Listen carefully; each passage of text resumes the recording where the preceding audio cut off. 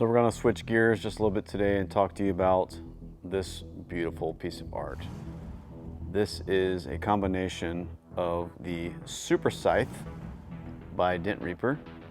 This is 28-inch 7/16 shaved super sharp tip rod paired with this new indexing adjustable handle by Xcalibur tools, anodized in gold with this rubber grip.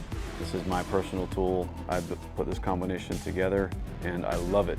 It is very stout, very strong. This tool has a 6-inch kick, so when you have those doors that just have a lot of space, a little fat door or a really pronounced body line, this one just gets out there and reaches where you need to reach. This is a great tool. I love it.